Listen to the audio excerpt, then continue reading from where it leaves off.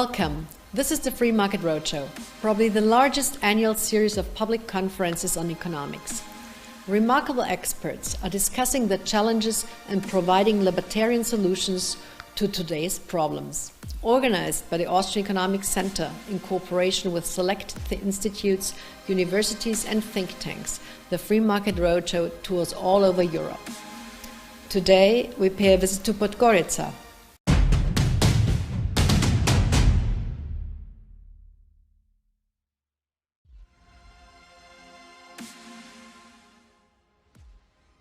Hello world, my name is Marija Radunovic and I'm honored to welcome you to the Digital Free Market Roadshow event at University of Donja Gorica in Podgorica, Montenegro.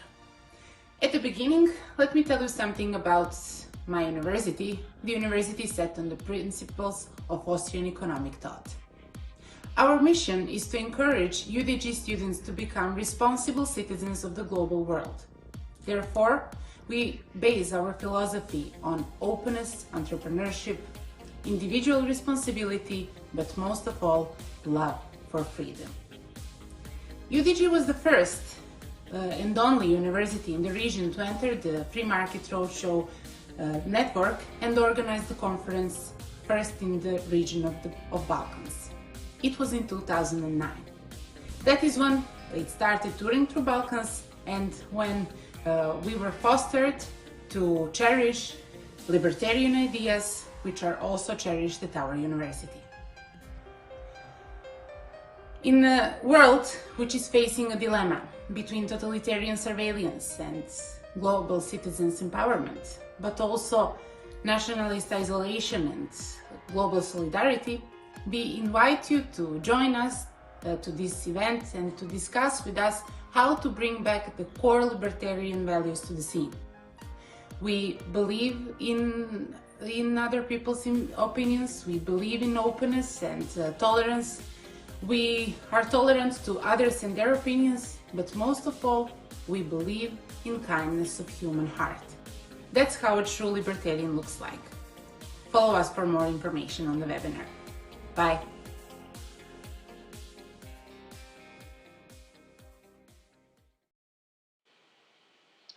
Good afternoon, dear friends of freedom and liberty.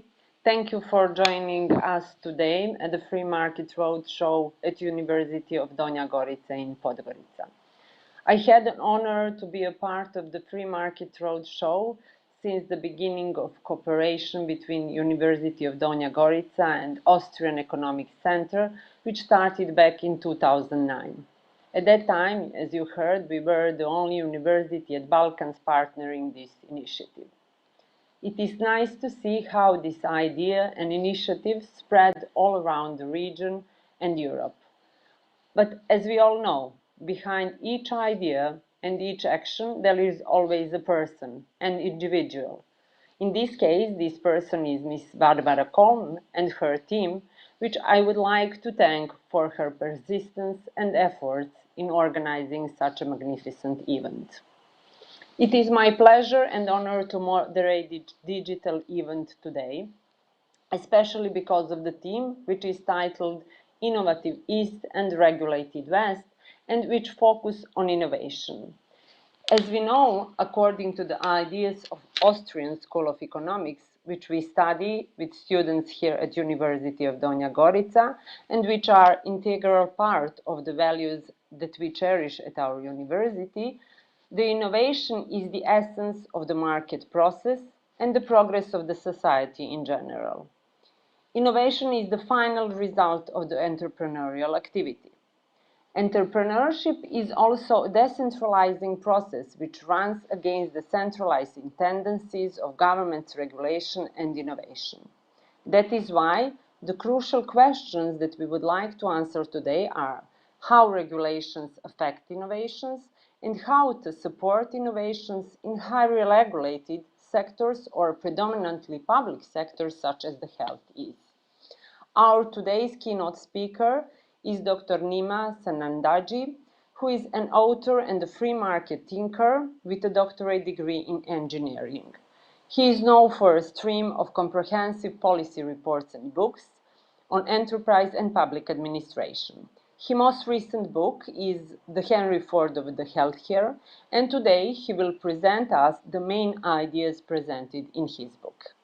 Let's see. Hi, my name is Nima Sanandaji, and I'm going to talk about my latest book, The Henry Ford of Healthcare. This book was published by the Institute of Economic Affairs last year during the corona epidemic. It's not about corona, but it's about health, the future of health. And currently, health policy is at the focus of everybody because of this terrible global pandemic. However, equally important, if we have a long-term view coming out of this horrible pandemic, is that for decades, studies have shown that various Western countries have significant problems in healthcare delivery within their welfare states. Simply put, it's not sustainable. The costs are not under control long-term. And a real progress is happening elsewhere. The Henry Fords of healthcare are not found in the Western countries. They're not found in Sweden. They're not found in the US. Even in the Netherlands, which has a very good balance in the healthcare model, we don't really see them. We see them instead in India, Thailand, China, Brazil, Singapore, Korea. Countries mostly, I would say, to the east, although Brazil isn't really east, it's more west. But countries that don't have a Western-style healthcare system. That's where the progress is happening. Now, the health systems of Western countries are plagued, unfortunately, by inefficiency and, more importantly, low productivity growth, which over time is creating more and more problems. The latter one, the low growth of productivity.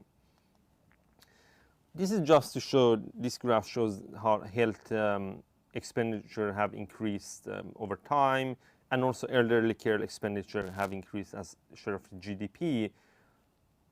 And the major issue with efficiency is important to understand. Now, basically, it's a Baumol's cost disease. Baumol's cost disease happens when you have a health delivery model or any public sector delivery model which is stuck in a system. So it doesn't change. And what happens is that the economy as a whole becomes more productive and the wages are increased to reflect that. And when all the wages go up, also for healthcare, the wages need to go up so that people go and work in healthcare. But there is no productivity growth to speak of. And then the cost is increasing instead of the efficiency increasing. Wages go up with the same efficiency, and then the cost increases. And the cost increase is so high that it is actually higher than the rate of economic growth. So even though societies become richer every year, more prosperous, their cost of healthcare goes up so that it becomes more and more difficult to support the healthcare, and more taxes are needed to support that.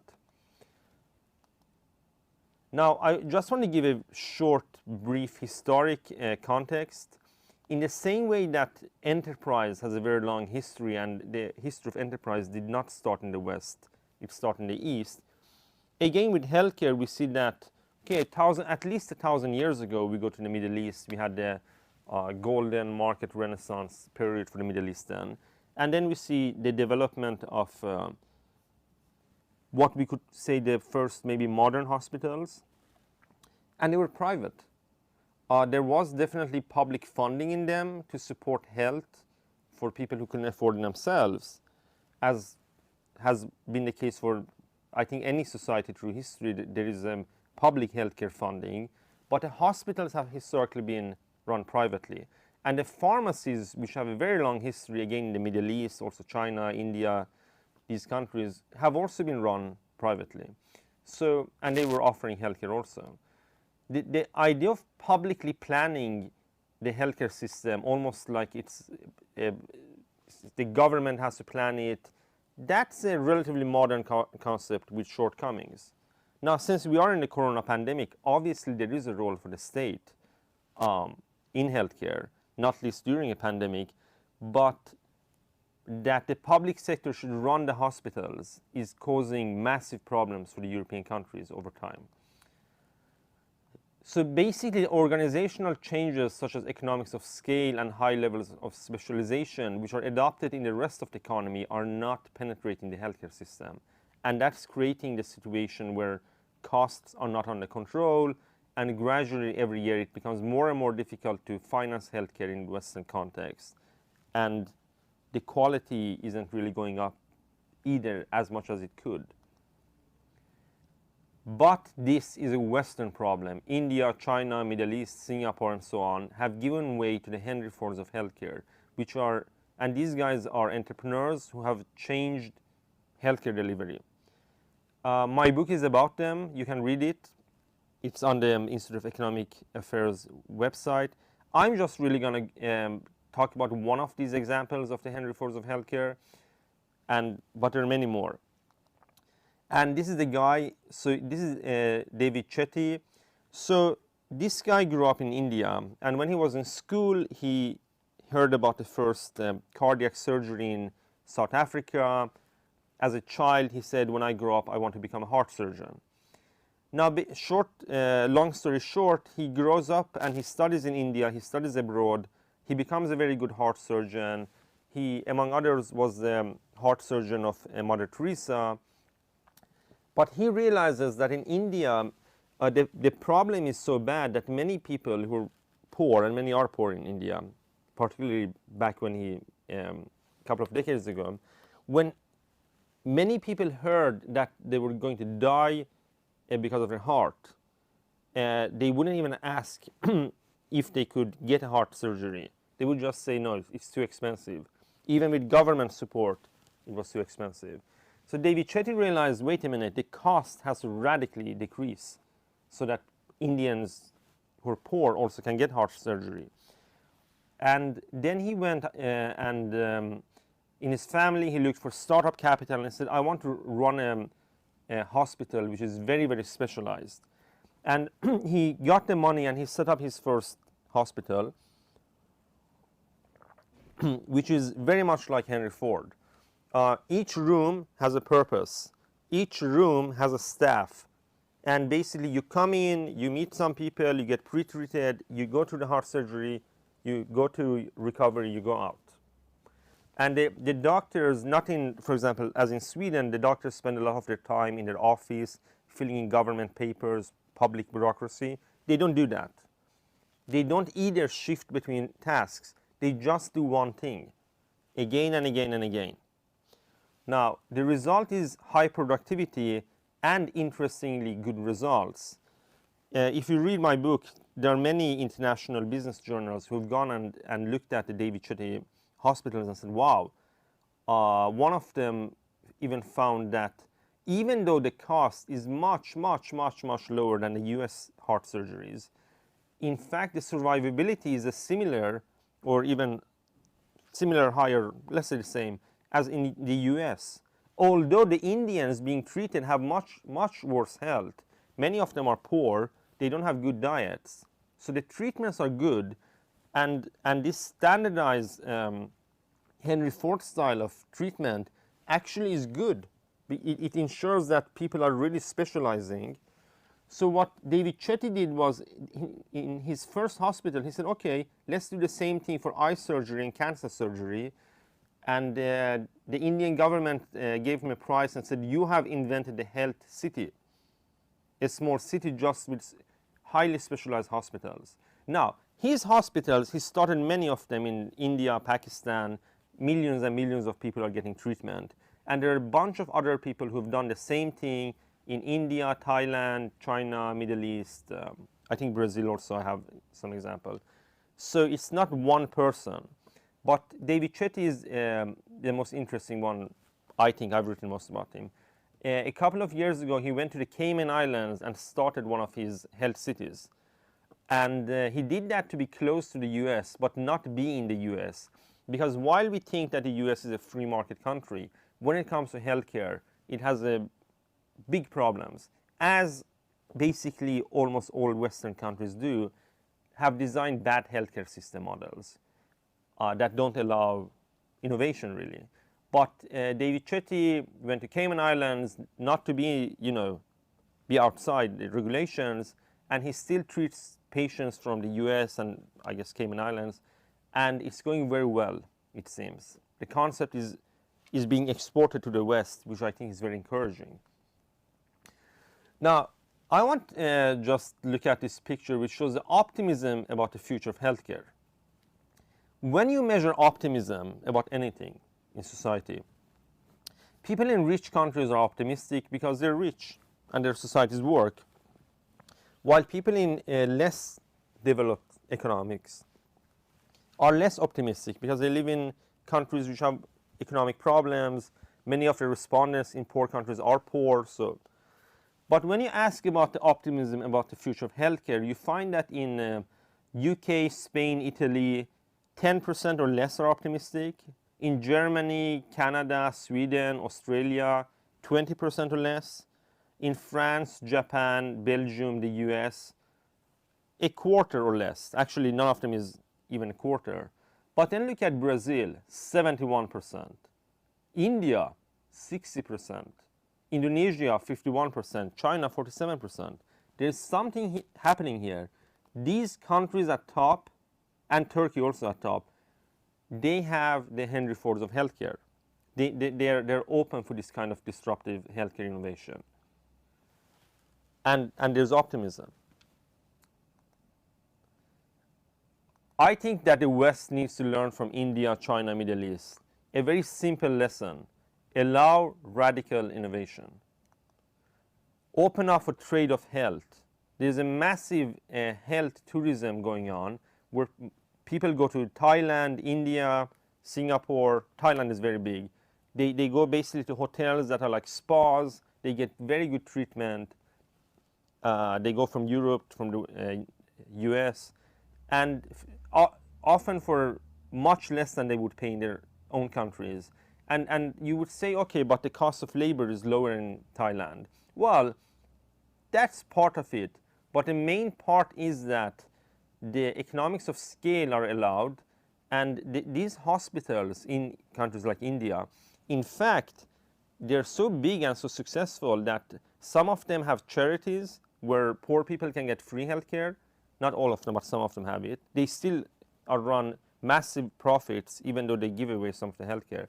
And they're also doing a lot of research and development, world-leading research and development. Basically, the Henry Fords of healthcare have today created hospitals which are more dynamic than the ones you find in the West. So anybody in Eastern Europe, Central Europe, countries that haven't really locked themselves in a Western healthcare model, don't. Look at India and China instead. They have it right.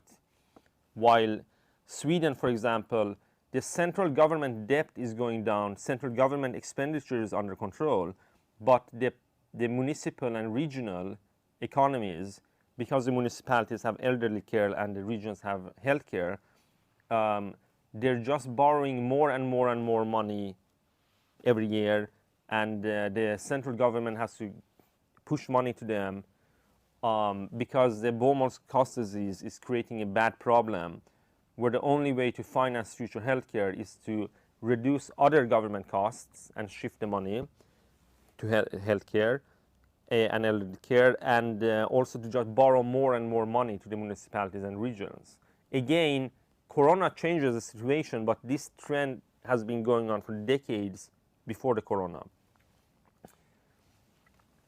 Now, to understand healthcare innovation, it's important to understand what is a disruptive innovation and what is an incremental innovation. It's not a very complex thing, really, just fancy words. The razor and the electric shaver are the best examples. So Gillette sort of invented the modern razor, and what have they been doing? They have been incrementally adding more blades to it. You go back in time, you wouldn't find a Gillette with 5 blades, you would find 4 blades, 3 blades, 2 blades, and so on. That's incremental innovation. The electric shaver is disruptive innovation. Now, when the first electric shaver came, first of all, it was a new technology. It was a new way of shaving. It was not a better way of shaving, really. It was a cheaper way of shaving. You buy an electric shaver, you don't have to change the razor blades. That was the main feature of it. And what happens? Well, gradually there's a market is created for electric shavers because you can save money on them, and then they gradually improve, and then people are like, okay, some people choose them, I don't, but some people choose them because they work pretty well, and they are, you know, you don't cut yourself, it's more convenient, you don't have to buy the blades. So but then at some point there needs to be a complete change of how you do the shaving, and even a drop in quality in this of how well you shave to get other benefits. Disruptive innovation allows for cost saving. Incremental innovation actually in fact increases costs. It's more expensive to make a razor with 5 blades and 4 blades and so on. There are many examples of disruptive innovation in healthcare, and in fact, even Sweden, which has a publicly funded healthcare largely, with gradually increased role for private actors and even private funding. Before Corona, e-health came, and since it's a public system, they wouldn't allow this disruptive innovation. But for years, Swedish entrepreneurs fought to push it through, and then finally it was sort of, okay, let's adopt it. And then Corona came, and health via distance, because of social distancing, actually boomed. We have robot surgery. We have hospitals being specialized, highly specialized, like the David Chetty example. These are examples of disruptive innovation in healthcare. And there are some policy lessons for the world, really. First is, don't go with this Western healthcare system. The US, for example, they have huge problems with their healthcare system. It's so regulated. There are so many people suing each other over healthcare that the price for the consumer really does not make any sense. Countries like Sweden, there's too much government command and control still, even though they're opening up for the market. Learn from the East, where the Henry Fords of healthcare are able to transform healthcare, to push up quality while the prices are under control. The West has simply got this wrong, the command and control model. And I think we're going to see the shift towards being inspired from India and China in this regard, instead of being inspired by Western Europe and the US. And as we clearly see, be inspired from the countries where people are optimistic about the future of health, and that's mostly the East.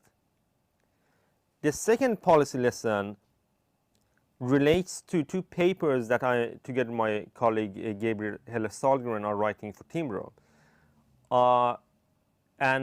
One of them is about new public management, and the other one is basically about the topic I'm speaking about today. Privatization in healthcare has been happening in Sweden, even in the UK with the NHS, slowly, very, very slowly, limited, but still. Privatization is good, and it is needed, and also new public management has been introduced in the public sector to deal with the shortcomings and inefficiencies.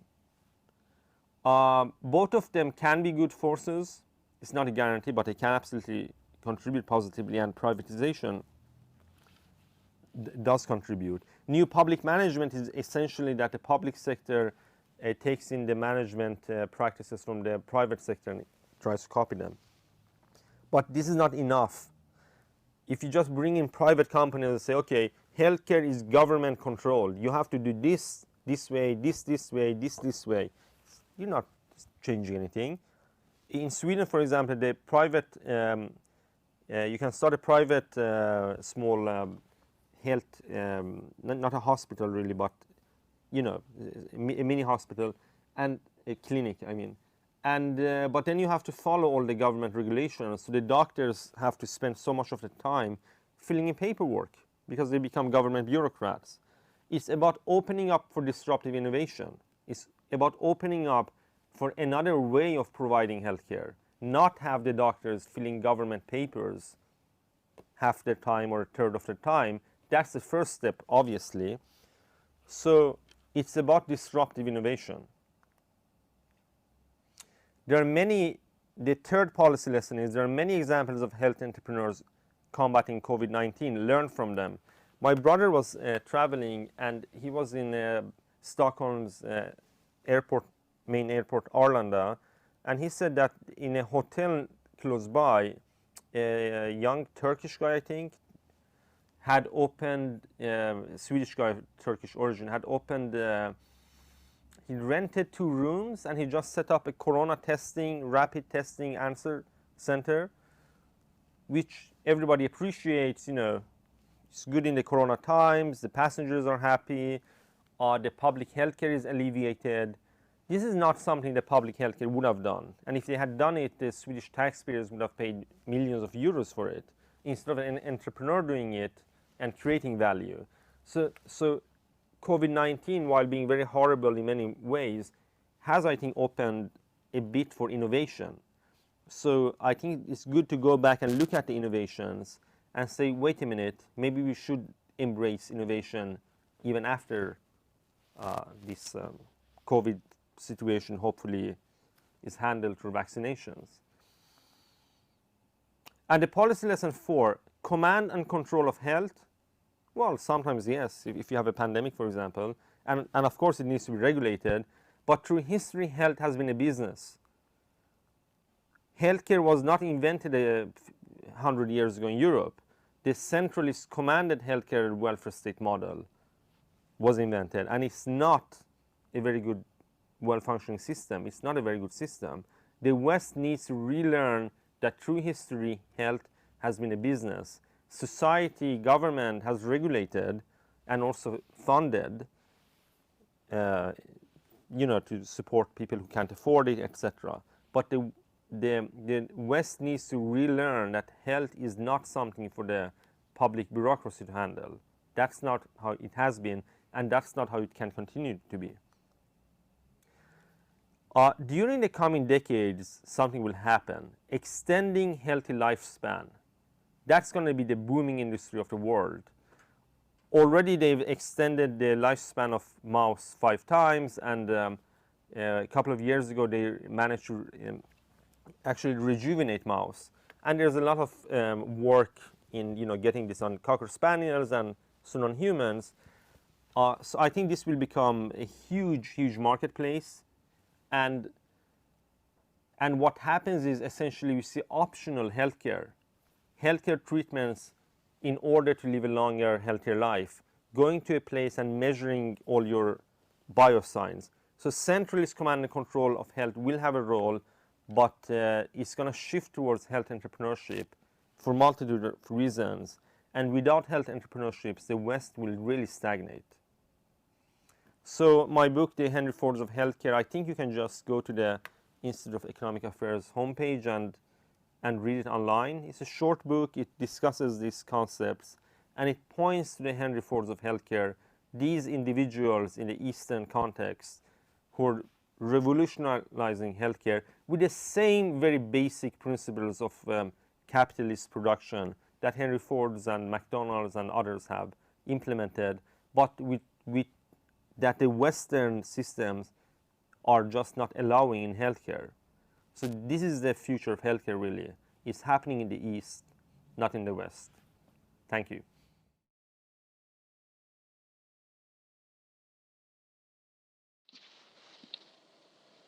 Hello again. I hope you enjoyed Nima's presentation and introduction, actually keynote speech for today's discussion.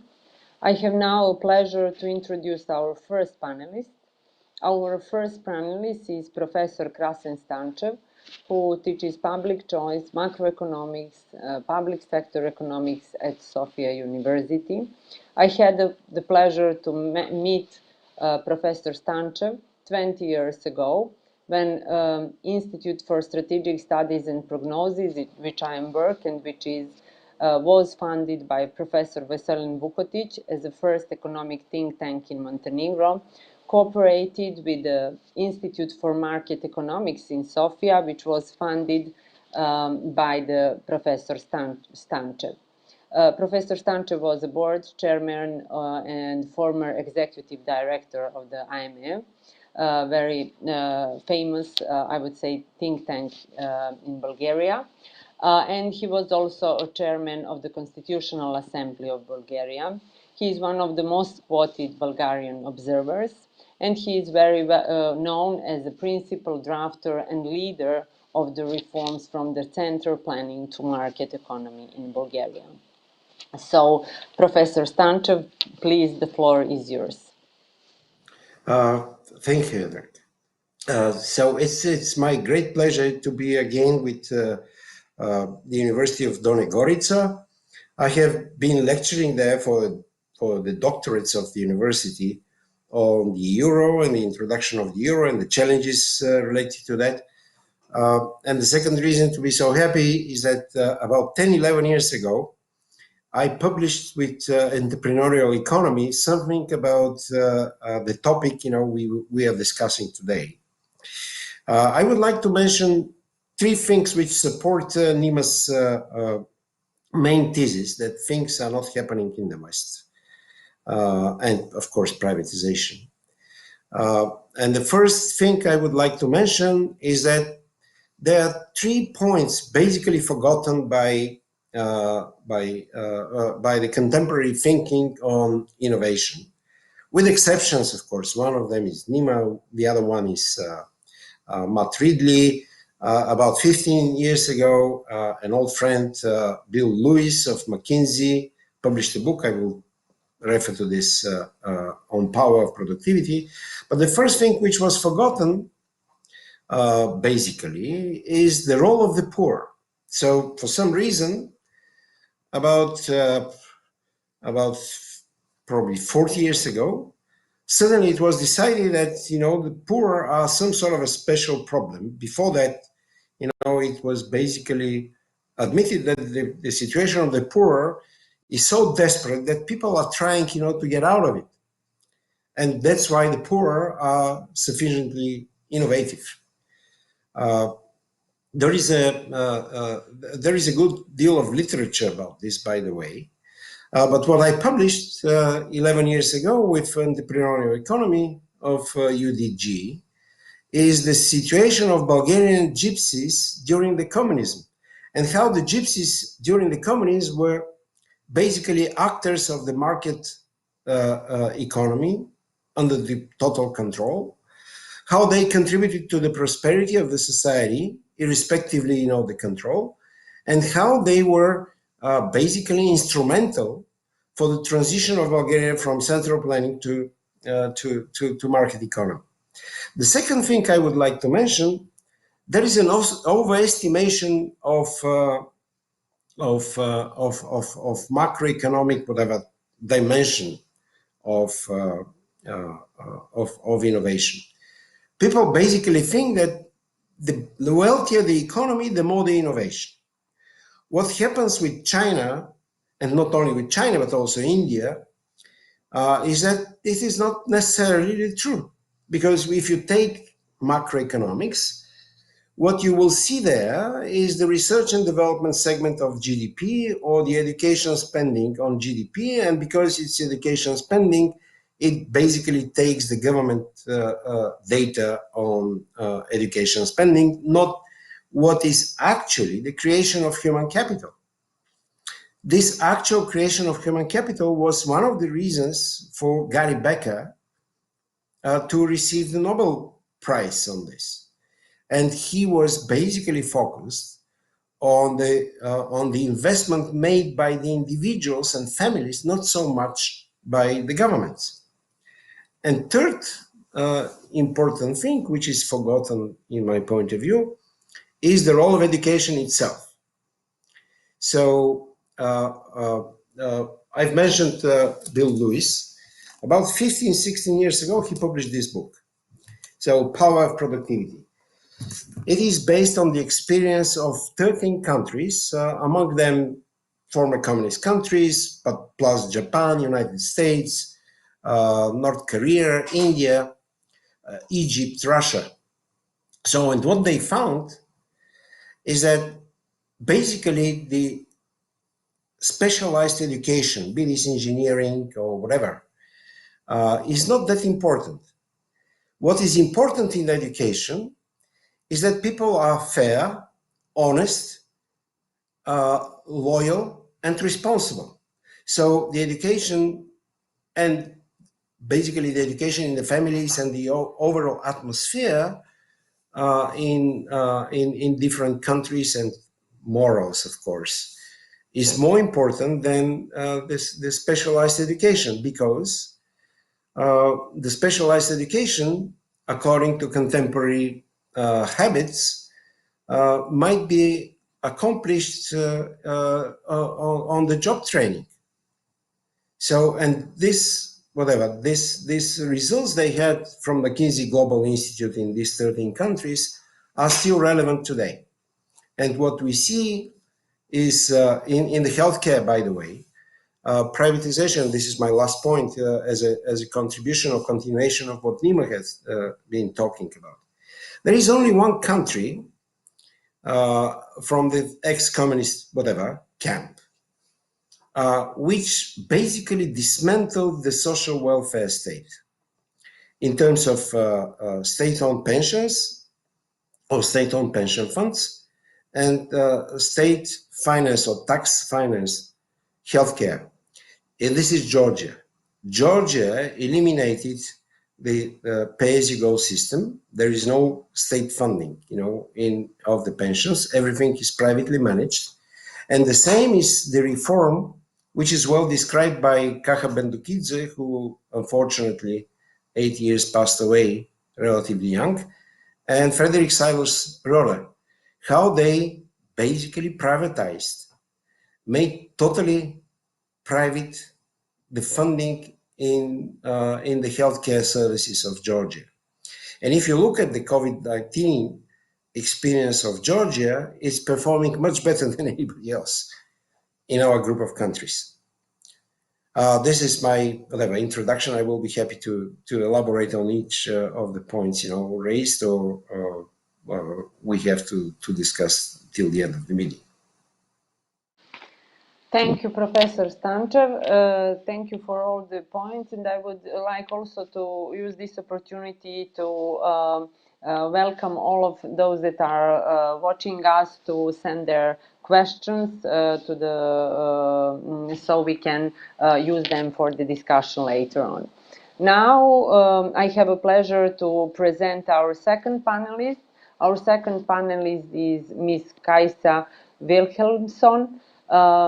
She is the CEO of the Oxford Health System Reform Group, and she is also a lay member of the Oxford University Medical Science Interdivisional Research Ethics Committee. She has previously been an executive vice president of the Eldman, building their health policy and access offer, vice president external affairs for the Health Consumer Powerhouse, as well as she held the positions within the Baxter World Trade and HELA, a Swedish trade association of the private healthcare. She also held several positions as an elected politician on the county and council level. Ms. Wilhelmsson is a very known health system transformer with, as you heard, huge experience, and I hope that she will give us some very interesting insights in this theme based on her huge experience. So, Ms. Wilhelmsson, please, the floor is yours. Thank you. And as you could hear, I'm also terribly old, so I have done a lot of things in almost all parts of healthcare. And I would start by saying I think Nima has almost all the facts wrong, but his conclusion in the end is right. But I will take some time to go through the first parameter where I think he makes a mistake, and that is that he buys into the left's perception that the cost increase of healthcare isn't sustainable. If we look upon the cost increase in the West the last couple of decades compared to the increase of GDP spent on IT, no one would say that that was wrong. Everyone would talk to and say that this is a huge success, that IT have transferred our life, etc. The same thing goes for healthcare. The reason why we are spending more and more on healthcare is simply because of the enormous productivity increase. We know so much more about healthcare today. We know so much more about medicine, medical devices, etc., and we can treat in a totally unprecedented way just compared to 20 years ago. When I started in healthcare, we were just in Sweden going from actually being able to identify breast cancer through screening. It was a lengthy process where the doctor would check you, you would go through everything. Today, that is Henry Ford in Sweden. You go in, you get your number, you don't meet anyone, you don't there, you go into a nurse who managed the machine, and you're out within 5 minutes, literally. Then you get a letter in the post. It is Henry Ford, and that happened the last 30 years. Similar in area after area after area. Hemophilia used to be a deadly disease. Today we are looking to implement the new Gentech possibilities, and it will be a treatable disease. That is why it costs, because we want more of this success. And so I don't think you can really use the economic theory around cost and productivity in healthcare simply because it is a success story and we do things so totally different. The other point on this is that actually already, so healthcare started to emerge in the Middle Age. And around the 16th century, it started with the church opening hospitals actually. Then with the Reformation, the King of Sweden took over. So as of around the 16th century, hospitals in Sweden have been state-run. So what Nima says about privately not being the case, that is just simply not true. Then 1863, the current model were put in place. And I don't agree with it. I do not think that a tax-based system should be the solution, but it's so deeply rooted in the values and tradition of our country that the counties, the regions, should organize this, should organize the hospitals, or at least buy the services, because admittedly, one of the largest hospitals in Stockholm is already private today, but it wasn't. It was privatized. And that is sort of due to the hundreds of years of tradition of having governmental run hospitals. Now, with regards to the Henry Fords of all this, and what I'm speaking to is also that this is why, of course, there is a lot of that the fact that everyone from the left is talking about that this is a problem. It's a problem that it costs so much and so much money, because the big change is that the money goes to the pharma industry, and they don't like to see money going to Pfizer, Roche, AstraZeneca, even the local companies. And so they are talking and describing this as a problem, when in reality it's a huge success. And when we talk about the high-income countries, it is also because through the medicine, through the medical devices, we are already having the Henry Ford of medicine. The leading cause of death in low-income countries is actually neonatal conditions, i.e. babies who die their first year. That is the leading cause of death in low-income countries. That is not even on the map in Western Europe. And that's partly because, I don't know, but I had children 18 years ago. And already then, you go in, meet your nurse twice before you have your baby. Then you go into the hospital when it's time. And in my case, I'm healthy, no problem. I go to the private hospital. I have my baby. I was out 6 hours later. I could transfer over to a hotel, because going to a hotel costs £100, whereas going to a hospital bed costs £1,000.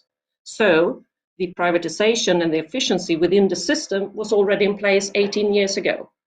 In low-income countries, they can see that this is happening in the Western world, but yes, so they have hope that they will get there, but that is still the main problem. Of the conditions in low-income countries, the number one is neonatal condition, then it's lower respiratory infections, flu, heart disease, stroke, diarrhea, not a problem in Western, malaria, not a problem, road injuries, not on top 10, TB, not on top 10, HIV, not on top 10, cirrhosis of the liver, not on top 10. And the last one, why is that not anymore on top 10 in there? It's because of Savaldi, it's because of Gilead's innovation. And as you hear, most of the solution have come through the private sector. But we can't deny that this is the fact. And we also saw in the COVID cases that where innovation, where progress, when actually needed, happened, were in the West. Because to Krassen's point, it's about knowledge, human capital, innovation, and ability to innovate. It is also about rule of law, having the IP rights to put up your places. You will have the various efforts within the system, both in West and in East, that will be immensely successful, and we all need to learn from these. And that's the benefit with globalization, that we do learn from this. But it's important to get the facts right, because if we're ever going to win a discussion about the need for more capitalism and more freedom and more entrepreneurs, we cannot start by claiming that things are worse than they are in the welfare states. And they're actually not that bad, because healthcare is delivered pretty well. And the level of innovation is actually, through my own experience, what I see on a day-to-day basis, enormous also in West. Sorry, this was a bit passionate, but I think this is, I just want to speak myself sort of as a really advocate for the enormous success healthcare is standing in front of. And I don't think we should be worried of spending more money on it. Okay, thank you, Mr. Wilhelmsson. I think that it's great that we are passionate about the subject that we are discussing about today and in general. I think that we had really interesting introductory speeches and points here. I would like to just see if there is some comments. No, just thanks for the interesting presentation and interesting introductions. So maybe just to go back to Professor Stanchev, maybe what do you think about this that Ms. Kajsa said in her speech? Do you agree? I hope so. Swedish system is that people don't understand how it happened. Because if you take, for example, the British centralized system, which appeared in the beginning of the 20th century, by the way, with the light hand of Winston Churchill and Lloyd George. This is the so-called People's Budget of 1909-1911. Before this happened in Britain, it was Henry VIII who privatized, so basically nationalized the monasteries and destroyed the health system, which did not happen in Sweden. In Sweden, there was a continuity of the bottom-up existing hospitals, taking care of the poor, taking care of the ill, taking care of the orphanages and that sort of stuff. And then this was a cooperation between naturally existing hospitals, so to say, monasteries and other voluntary things, with the state funding. The very key issue in Swedish system is the emergence of the state funding, which really happened in the middle of the 60s or early 60s of the 19th century. But before that, Sweden had first a transparency of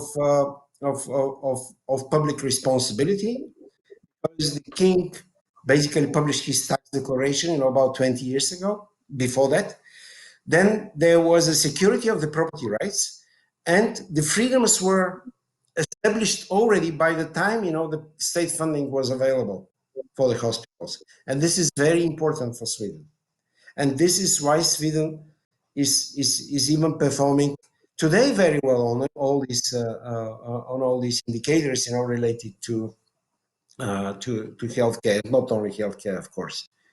But freedom, property rights, and responsibility is somehow very well rooted in the Swedish system, which is not the case with many of the low-income countries, by the way.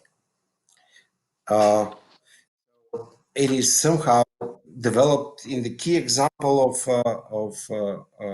Nima. This is India, but not so much in many other countries. And whenever you have a dictatorship or conflict, it basically leads, to destruction of life expectancy, so to say. Okay, thank you, Professor Stanchev. Very interesting fact. Nima was using our world in data. I'm sure Kajsa knows this, because it's Oxford-based system. So if you go to the life expectancy data and you check the European countries, including Montenegro and others, you will see one or two very interesting facts. Number one is that when the communist system came into our countries, the life expectancy basically stopped growing up. And when this system, the second fact, when the system was changed in the beginning of the 90s, in 1990, 91, life expectancy was jumping already. So it's absolutely is the interesting fact. And basically means that what happens here is the freedom factor.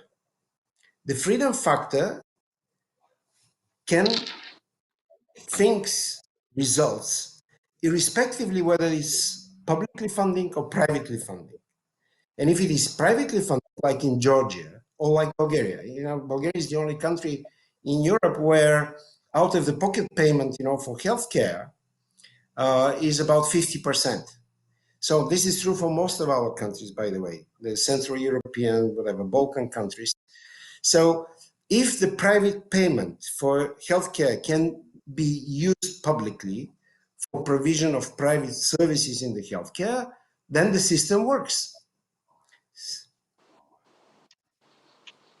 It's a key factor. Sorry? No, it's really important, and this is also what Hans Rosling have shown, that democracy and freedom matters more for life expectancy than necessarily the type of governmental support or not when it comes to this. And this is sort of, I would assume this have to do with the ability to actually buy healthcare if you have the funds in a free society. So at least there are some that can benefit. And as long as some benefit, you drag knowledge and awareness increases very rapidly about what you can do when you should seek help. And that the later ones, the trust in the system and the trust in the healthcare system is also incredibly important. We see way too many immigrants who never access the Western healthcare system because by tradition in the country they come from, that going to the hospitals means going to die. And that is not something you want to do. So you wait too long and thereby the hospital cannot help you in appropriate manner. But that is the trust, and living in a free society enables you, because you also enables. And I think it is a sad truth that in academics term, and way too often we talk about the NHS and the UK examples, which is, I think, an incredibly poorly run system. But the people loves it, and they pay for it, and they die because of it, so they can let them have it. But at least I would say that in general, when I talk to healthcare politicians from any other country, they rather look at Germany or Italy or Thailand or India or anywhere else than the NHS. And I think that gives us all a little bit of hope. But I think it is very dangerous to draw a conclusion that NHS is the Western model, because the German model is very different. The Swedish model is very different. The history of the Swedish model is very different. And so in general, the Western model is neither the US and neither the NHS.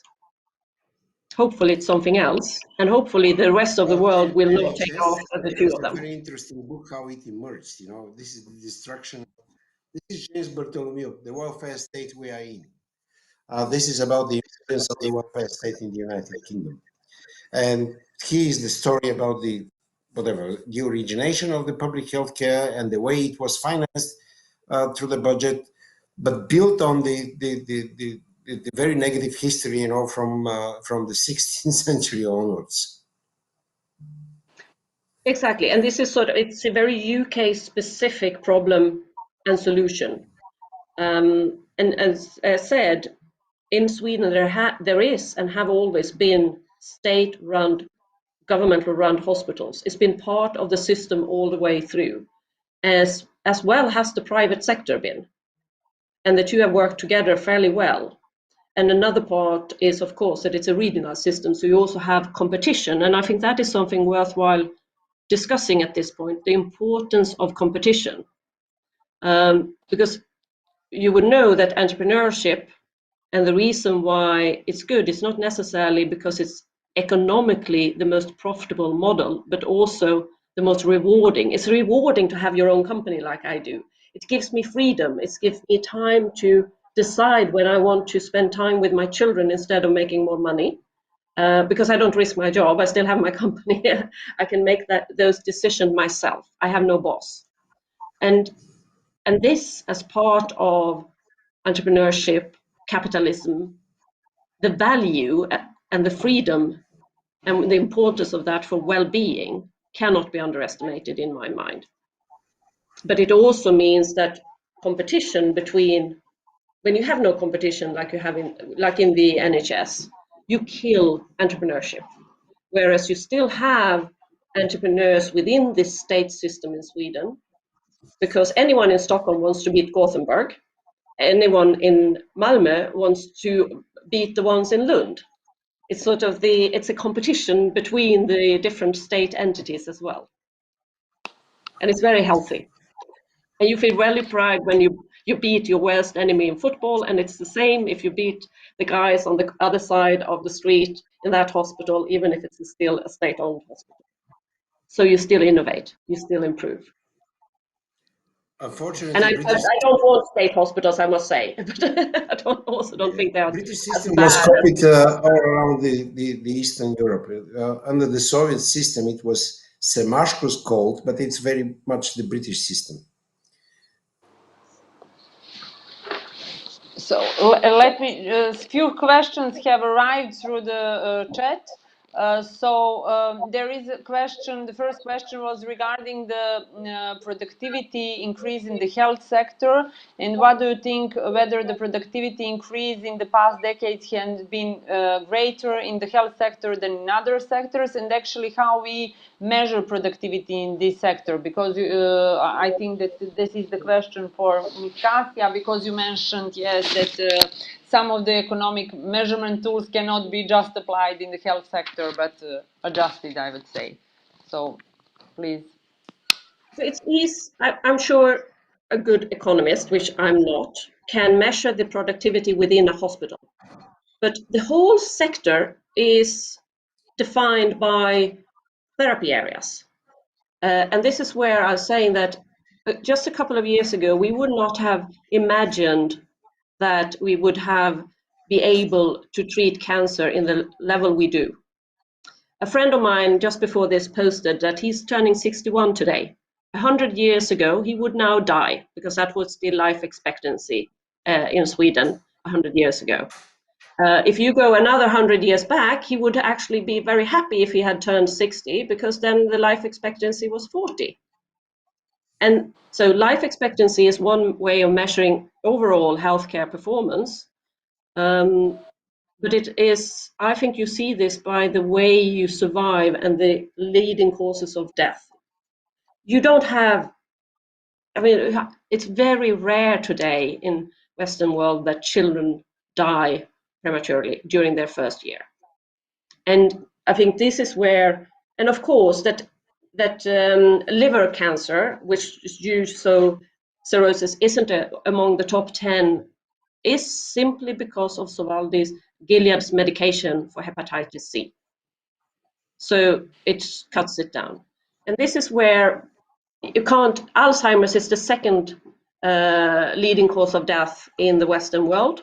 And just 1 week ago, we had the first approval for a drug that now will slow down. And so this is where I'm saying it's very hard to use very static models on healthcare, because it's an expanding area where we now talk not only about cancer, heart disease, etc., but we're talking mental health. That's the next step.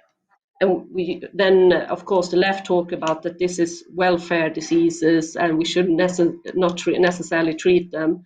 I mean, we had that with Viagra already. Now we have it with other type of diseases. Sports injuries are the next level that are now being included into the healthcare sectors because we see more and more of them.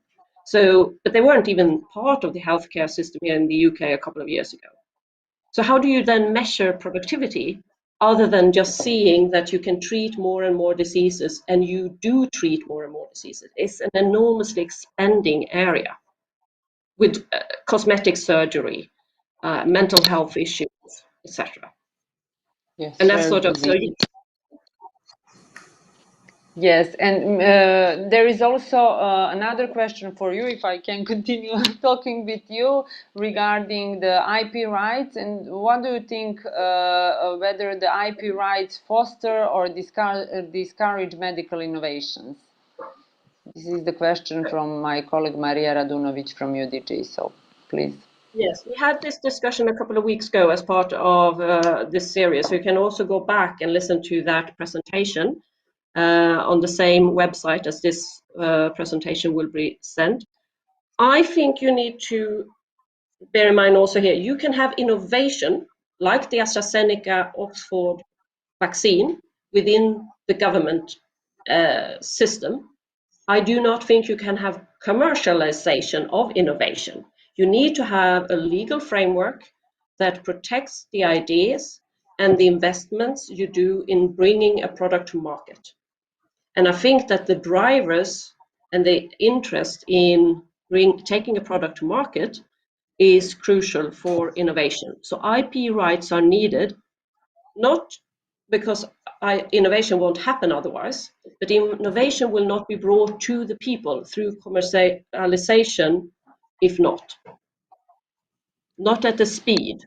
And we saw that with the early innovations that happened 100 years ago. Some of them, it took a long time for them to come to market. It dies really quick. That's because people invest money and they expect a return on investment for those investments.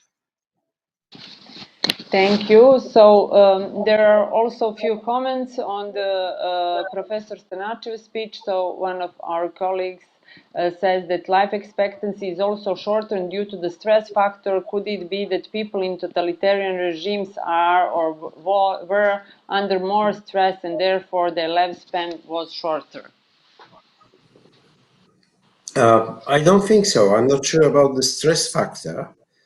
What is certain, about the communist regime is that because of the absence of the price system or private property actually involved in public services, the efficiency was not there in the sense Kajsa was mentioning. Second, one of the factors, in my point of view, was not only the deficiency of the economy per se, but that was also the deficiency of the central planning in financing public services, because the central planning takes some sort of a common denominator which is very low. And what was done in the beginning of the communist regime, it was the vaccination or immunization about major diseases like malaria, polio, and that sort of stuff. And then it stopped because there was no innovation, because of no competition in the system. Everything was state-run. Even in the countries like Poland or Hungary, where some sort of private property was, or ex-Yugoslavia to some extent, where some sort of private property, especially on land and private slots of land and that sort of stuff was preserved. Okay, No opportunity to study abroad, by the way. I remember the year I was born, a colleague made research. The year I was born, I'm not that young, it was 55. Only 1,018 Bulgarians traveled abroad. Only this is 135 times less than Bulgarians traveling abroad today, you know, for one day. For 1 year, 1,000 Bulgarians out of 5 million, you know, 6 million. So how you learn? So actually Yugoslavia was very different in this respect, because people after 65 had the opportunity to travel, learn, and come back and apply what they have learned. Yes, you professor also mentioned the importance of the education for the improvement of the overall society, for innovation, for fostering entrepreneurship also. And there is a question regarding that, which asks, what do you think, what would be the future of the university? How it will look like? So we saw that, I mean, the nature of the university changed during or nature of lecturing changed during the last year due to the COVID, but no matter to those changes, do you foresee some other mega trends in the universities in the future? No, universities are here to stay. I think the education will become a bit cheaper after COVID-19, because the stress on the university system was such as an effect that it reduced the costs. So it won't be easy, but again, if you look at the technological progress subpage of our World in Data, you will see that most of the whatever material things, you know, we are using, you know, from iPhones, you know, to computers, to communications, costs of trade, and that sort of stuff, you know, everything is going down, but education is going up. So universities are here to stay. UDG as well. We are sure for that. We are sure. We are making the strategies until for the next 100 years. I So like Professor your Vukotic university already. very much. Thank you very much. Thank you very much. So we also have another question for Professor Stanchev. You mentioned the book, The Power of Productivity, Positivity. Can you compare Bulgaria and Montenegro in terms of improvement of economic and health care conditions? Do you have those information? Or? It is a function of capital. So Montenegro capital or wealth, which means the price of every asset owned by the government or private sector or families, is currently about 55,000 euro per person, which is about 3 times less than the European Union average. So, but Montenegro is ahead of Bulgaria. So I think with the capital accumulated in whatever form, be this movable, immovable assets, be this enterprise ownership, or anything, you know, related to public services, is a major factor of doing good, you know, of being good, so to say. This is not a Marxian explanation. This is a finance explanation. You need, you know, you need cash. You know, you need cash to accomplish something. You know, that's very simple. And Montenegro is doing a bit better than Bulgaria in this respect. If you look at the COVID-19, one of the good things about COVID-19 that everybody started checking, you know, the health statistics around the globe, and especially in Europe. Montenegro is doing much better than many other countries. Probably that's the height of the people living there. Montenegrins are taller than anybody else. I don't know, That's the climate, probably that's the mountain. I don't know. But Gorica is doing really very well, you know, compared to Central or Czech Republic. Czechia is probably the worst, although they are by far the wealthiest. So there are lots of other factors, you know. One of the problems with productivity in healthcare, which was mentioned, I think, by Kajsa, you measure this by the number of successes, but the success is never absolutely certain. That's part of the problem. There are lots of things, you know, we don't know yet, or things don't know yet about. We know a lot, you know. We know about how the stomach functions. We know about, but we know a little bit, you know, about the brains, you know, and that's probably more important. Yes. And this is actually a very important point for healthcare, is it's so different as well. Just outside of the 10 most important sort of causes of death in low-income countries actually comes, I think, number 11, 12, a disease that Western doesn't even have to bother about, because it's snake bite, which is killing somewhere between 80,000 and 140,000 a year, and then maiming another 400,000. And there isn't a lot of snake bite in Europe, to be honest. So it is conditions like the geography, the weather, the DNA, the genetics. It's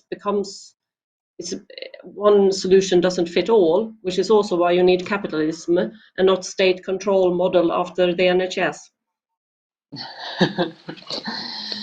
Thank you. So maybe to finish with that sentence, we need we need capitalism and not state control over the health system in order to make improvement in this area. So I don't have any other questions here in the question line. I only have a lot of regards and thanks by the people that are listening for your very interesting presentations and points. So I would like to share that with you, because you cannot read all of this. And I would like also to thank you in my name and the name of the UDG for this very interesting presentation. I think that today we give the light on some of the very important issues, especially in the one of the sectors which is now under the reflectors or the eyes of all of us. Thank you once again, and I am really glad and I was honored to share the floor with you today. And all the other people. I hope we will see at the University of Donja Gorica, not online the next time. Let's go. Thank you. Fingers Let's crossed go. for that.